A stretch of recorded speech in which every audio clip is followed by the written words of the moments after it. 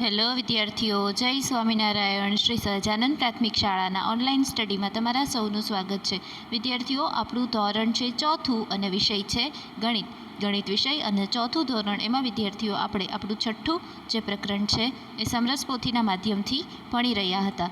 એમાં વિદ્યાર્થીઓ આપણે પ્રશ્ન નંબર 5 સુધી પૂરું થઈ ગયું હતું. હવે વિદ્યાર્થીઓ આજના વિડીયોમાં આપણે પ્રશ્ન નંબર 6થી આગળ વધીશું.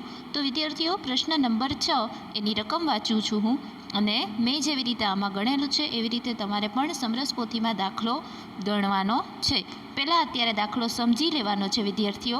હું તમને હોમવર્કમાં આપું ત્યારે તમારે વિડીયોમાં જોતાં દાખલો જે છે એ ગણી લેવાનો છે, બરાબર? તો અત્યારે વિદ્યાર્થીઓ તમારું ધ્યાન ફોનમાં રાખજો, વિડીયોમાં રાખજો, કારણ કે દાખલો સમજવાનો છે. તો સૌથી પહેલાં વિદ્યાર્થીઓ હું રકમ વાંચું છું. 63 કિગ્રા એટલે કે 63 કિલોગ્રામ પ્લાસ્ટિક માટે દીનુ કેટલી રકમ ચૂકવશે? 1 કિલોગ્રામ પ્લાસ્ટિકની કિંમત 11 રૂપિયા છે. 1 કિલોગ્રામ પ્લાસ્ટિકની કિંમત કેટલી છે? 11 રૂપિયા. કોષ્ટક બનાવીને દાખલો ગણો. તો વિદ્યાર્થીઓ, કોષ્ટક બનાવીને દાખલો કઈ રીતે ગણવો તો એ હું તમને શીખવવા જઈ રહી છું. તો સૌથી પહેલાં અહીંયા ધ્યાન રાખો, મેં અહીં ઉપર લખ્યું છે કે 1 કિગ્રા પ્લાસ્ટિકની કિંમત બરાબર 11 રૂપિયા. અહીંયા આપણને આપેલું છે 11 રૂપિયા, બરાબર? 1 કિલોગ્રામ પ્લાસ્ટિકની કિંમત કેટલી છે? 11 રૂપિયા. હવે આપણે શું શોધવાનું છે? તો 63 કિલોગ્રામ પ્લાસ્ટિકની કિંમત કેટલી? 1 કિલોગ્રામ પ્લાસ્ટિકની કિંમત કેટલી છે? 11 રૂપિયા છે. તો 63 કિલોગ્રામ પ્લાસ્ટિકની કિંમત શોધવા માટે વિદ્યાર્થીઓ આપણે 11 ગુણ્યા 63 કરવું પડશે, બરાબર? તો 11 ગુણ્યા 63. હવે વિદ્યાર્થીઓ, સરળતાથી આપણે સાદી રીતે જો ગુણાકાર કરવો હોય તો તમે કોષ્ટક બનાવીને કરી શકો છો. હવે બે રકમના ગુણાકાર હોય તો તમારે કોષ્ટકની રીતે ગુણાકાર કરવો હોય તો કઈ રીતે કરશો? સૌથી પહેલાં 63 વિદ્યાર્થીઓ, તો 63ના આપણે બે ભાગ પાડી દઈએ, 60 વત્તા 3, બરાબર? 60 અને 3 એવા બે ભાગ પાડી દીધા. અને એવી જ રીતે 11ના બે ભાગ પાડી દઈએ, 10 વત્તા 1. થઈ ગયું વિદ્યાર્થીઓ? તો 63ના આડા જે છે એમાં આપણે 60 અને 3 લખી નાખીએ છીએ, અને ઊભામાં આપણે 10 અને 1 એવી રીતે લખી નાખ્યું છે. હવે વિદ્યાર્થીઓ શું કરવાનું છે કે તમારે આ બંને સંખ્યાનો ગુણાકાર કરવાનો છે એકબીજા સાથે. કઈ રીતે?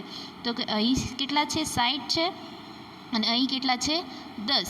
તો 60 ગુણ્યા 10 જો મેં અહીંયા કરેલા છે. આ 60 એને ગુણ્યા 10, અને એવી જ રીતે 3, અને અહીંયા શું છે? 10. તો 3 ગુણ્યા 10. તો 60 ગુણ્યા 10 કરશું તો શું આવશે જવાબ? તો કે 600. અને 3 ગુણ્યા 10 કરશું તો શું આવશે જવાબ? તો કે 30. એવી જ રીતે વિદ્યાર્થીઓ 60 ગુણ્યા 1, હવે બીજું રકમ આવી. પહેલાં આપણે 10 સાથે ગુણાકાર કર્યો, હવે આપણે 1 સાથે ગુણાકાર કરવાનો છે. તો 60 ગુણ્યા 1 અને 3 ગુણ્યા 1. પહેલાં 60ને 10 સાથે ગુણ્યું, 3ને બી 10 સાથે ગુણ્યું. હવે 60ને 1 સાથે ગુણશું અને 3ને પણ 1 સાથે ગુણશું. તો 3 ગુણ્યા 1 અને 60 ગુણ્યા 1. તો 60 ગુણ્યા 1 એટલે 60, અને 3 ગુણ્યા 1 એટલે 3. હવે વિદ્યાર્થીઓ, આ જે રકમ મળી આપણને 630, 60 અને 3, આ બધાનો કરવાનો છે સરવાળો. મેં અહીંયા કરેલો છે. 600 વત્તા 30 વત્તા 60 વત્તા 3. તો 600 વત્તા 30 એટલે જવાબ આવશે 630. 60 વત્તા 3 એટલે જવાબ આવશે 63. આ બંનેનો સરવાળો કરશો એટલે જવાબ આવશે 693. શું જવાબ આવશે? તો કે 693 રૂપિયા. તો આપણે સરળતાથી કોષ્ટકની મુજબ ગુણાકાર કરી શકીએ છીએ. સમજાણું વિદ્યાર્થીઓ? તમારે સરખી રીતે સમજવાનું છે આવડું. આગળ જોઈએ 7મો પ્રશ્ન. કિરણે 1 કિલોગ્રામ પ્લાસ્ટિક 10 રૂપિયામાં ખરીદ્યું, પરંતુ 1 કિલોગ્રામ પ્લાસ્ટિક 11 રૂપિયામાં વેચ્યું. જો વિદ્યાર્થીઓ, કિરણે ખરીદ્યું કેટલામાં? તો કે 10 રૂપિયામાં. પ્લાસ્ટિક 1 કિલોગ્રામ એણે કેટલામાં ખરીદ્યું? 10 રૂપિયામાં. પણ હવે એને જ્યારે વેચવાનું હતું ત્યારે તેણે એની રકમ વધારી નાખી. કેટલી કરી નાખી? 11 રૂપિયા કરી નાખી. તો 63 કિલોગ્રામ પ્લાસ્ટિક વેચીને તે કેટલા રૂપિયા કમાઈ હશે? આપણે વિદ્યાર્થીઓ નફો ગોતવાનો છે કે 63 કિલોગ્રામ પ્લાસ્ટિક વેચીને એ કેટલા રૂપિયા નફો જે છે એને થયો હશે, કારણ કે 10 રૂપિયામાં તો એણે ખરીદ્યું હતું.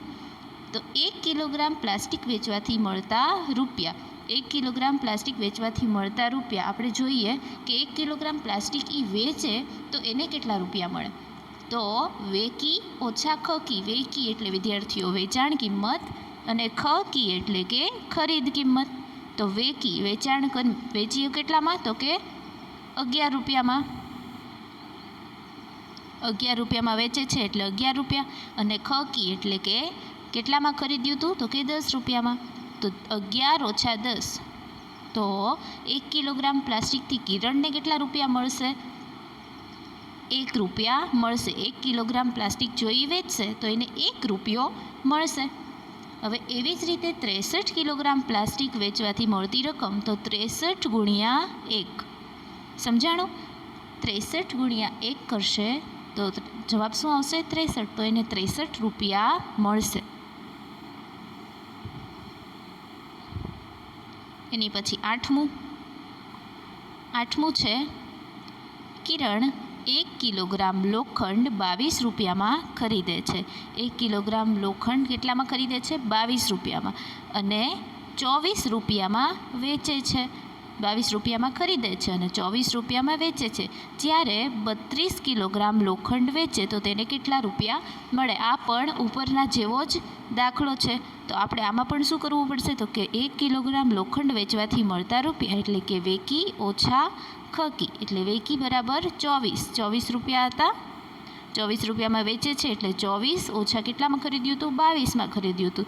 તો 22. 24 ઓછા 22 કરીએ તો શું જવાબ આવશે? 2. હવે આનો ગુણાકાર શેની સાથે કરવાનો? તો કે 32 કિલોગ્રામ લોખંડ વેચતા મળતી રકમ. 32 કિલોગ્રામ લોખંડ વેચશે તો કેટલી રકમ એને મળશે? તો એમાં આપણે 32 ગુણ્યા જે એને 1 કિલોગ્રામ લોખંડ વેચતા જે મળતી રકમ હતી એને ગુણાકાર કરવાનો. તો કે 32 ગુણ્યા 2. 32 ગુણ્યા 2 કરશું તો હવે આનો ગુણાકાર આપણે કોષ્ટકની રીતે કરશું. તો 32ને 2 ભાગમાં વેચી દઈએ. 30 અને 2. 30 વત્તા 2 અને 2 જે છે એ તો અહીંયા ઊભામાં એકલા જ છે. તો 30 વત્તા 2 એટલે અહીંયા 30 ગુણ્યા 2 આવશે. 30 ગુણ્યા 2 અને એવી જ રીતે 2 ગુણ્યા 2. 30 ગુણ્યા 2 કરશું એટલે જવાબ આવશે 60 અને 2 ગુણ્યા 2 એટલે 4. હવે આ બંનેનો થશે સરવાળો. 60 વત્તા 4. 60 વત્તા 4 કરશું તો જવાબ શું આવશે? તો કે 64 રૂપિયા. અહીં મેં લખેલા છે કે 64 રૂપિયા જવાબ આવશે. એની પછીનો દાખલો જોઈએ.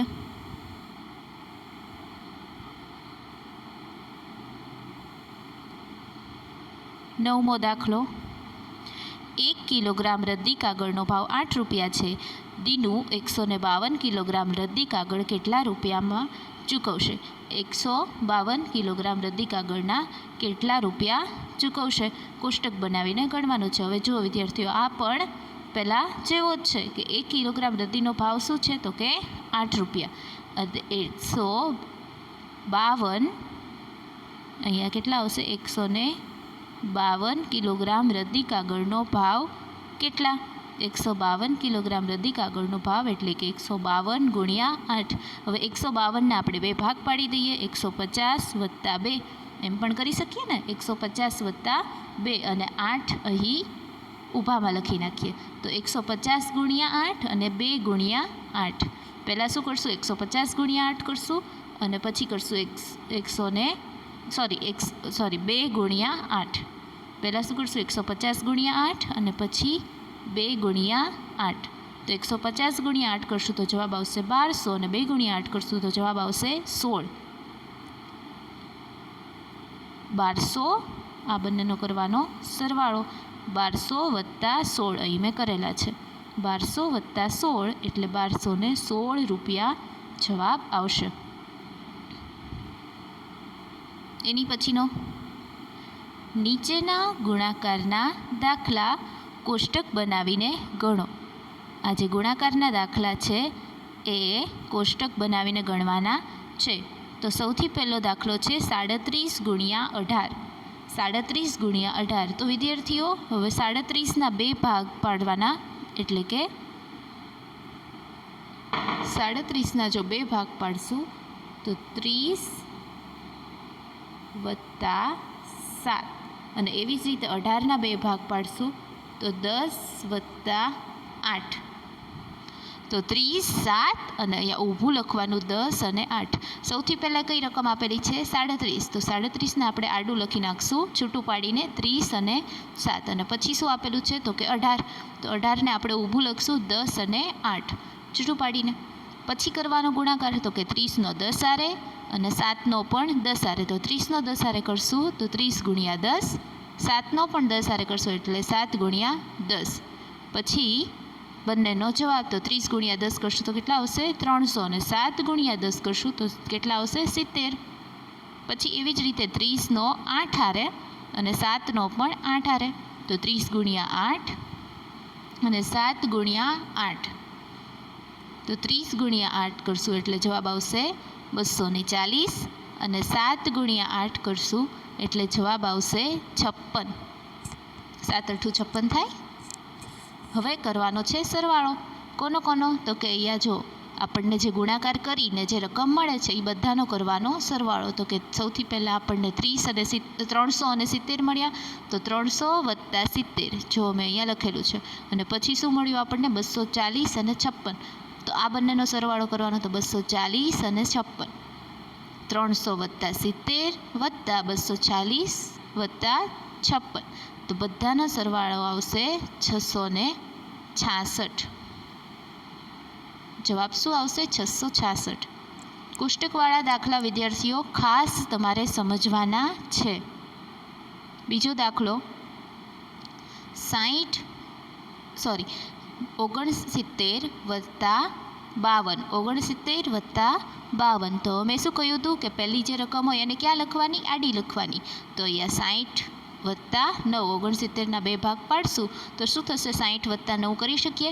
એવી જ રીતે 52ના 2 ભાગ પાડશું તો 50 વત્તા 2 એટલે કે 50 અને 2 લખશું. તો 60 અને 9 તો 60 ગુણ્યા 50, 60 ગુણ્યા 50 અને 9 ગુણ્યા 50 ગુણાકાર કરવાનો છે. કોનો તો કે આનો આની સાથે અને પછી આનો પણ આની સાથે, પછી પાછો આનો આની સાથે અને આનો પણ 2 સાથે કરવાનો. તો 60 ગુણ્યા 50, 9 ગુણ્યા 50 બંનેનો ગુણાકાર આવશે 60 ગુણ્યા 50. 6 પંચા 30 અને 30 અને પાછા સાથે 2 શૂન્ય વધારાના એટલે 3000 અને 9 પંચા 45 અને 1 શૂન્ય છે એટલે 450. પછી 60 ગુણ્યા 2 એટલે કે 60 ગુણ્યા 2 120 અને એવી જ રીતે 9 ગુણ્યા 2 18. તો કઈ રકમનો સરવાળો થશે તો કે 3000 અને 450 અને 120 અને 18 આ બંને રકમનો થશે સરવાળો. તો 3000 વત્તા 450 વત્તા 120 વત્તા 18 તો 3450 વત્તા 138 તો જવાબ આવશે 3588. શું જવાબ આવશે તો કે 3588. એની પછીનું વિદ્યાર્થીઓ હવે એક રકમવાળું 3 રકમ સાથે એક રકમનો ગુણાકાર કરીએ એવો દાખલા છે. તો એમાં સૌથી પહેલાં છે 142 ગુણ્યા 5. તો 140 વત્તા 2 એવી રીતે 2 ભાગ પાડી શકીએ 142ના અને એને ક્યાં લખવાનું છે આડું લખવાનું છે. તો 140 અને 2 અને 5 બીજી રકમ જે છે એમાં ખાલી એક જ રકમ આપેલી છે તો એ 5 અહીંયા ખાલી લખી નાખવાના. તો 140 ગુણ્યા 5 અને 2 ગુણ્યા 5. 140 ગુણ્યા 5 કરશો તો વિદ્યાર્થીઓ તમને એમ થાય કે આટલો મોટો ગુણાકાર કેમ કરવો, તો એટલો મોટો ગુણાકાર નથી. 14નો ઘડિયો તમને સૌને આવડતો હશે તો 14 પંચા કેટલા થાય 70 અને શૂન્ય જે છે એ ઉમેરી દેવાનો તો 700 જવાબ આવશે. અને 5 ગુણ્યા 2 એટલે કે 5 દુ 10 તો 700 વત્તા 10 આ બંનેનો થશે સરવાળો તો 700 વત્તા 10 એટલે કે 710. એવી જ રીતે 206 ગુણ્યા 4 તો 206ના 2 ભાગ એટલે કે 200 વત્તા 6 બરાબર ને 200 વત્તા 6 અને 4ને અહીં ઊભામાં લખેલું છે તો 200 ગુણ્યા 4 અને 6 ગુણ્યા 4 200 ગુણ્યા 4 કરશો તો જવાબ આવશે 800. 4 દુ 8 અને 2 શૂન્ય એમને અને 6 ગુણ્યા 4 કરશું તો 6 ચોક 24. શું આવશે જવાબ? 24. તો 800 વત્તા 24. 800 વત્તા 24. 824 જવાબ આવશે. એની પછીનું વિદ્યાર્થીઓ પ્રશ્ન નંબર 5 અને પ્રશ્ન નંબર 6, એટલે કે 10મા પ્રશ્નમાં 5મો અને 6ઠ્ઠો જે દાખલો છે એ કરવાનો છે હોમવર્કમાં. કઈ રીતે? કોષ્ટકની રીતે જ. મેં તમને જે રીતે શીખવ્યો છે એ રીતે જ તમારે કરવાનો છે હોમવર્કમાં. બરાબર વિદ્યાર્થીઓ? તો આજનું પીરિયડ આપણે અહીં જ પૂરો કરીએ. 10મા પ્રશ્નમાં 5મો અને 6ઠ્ઠો દાખલો જે છે એ ગણવાનો છે. તો આજનો પીરિયડ આપણે અહીં જ પૂરો કરીએ. જય સ્વામિનારાયણ.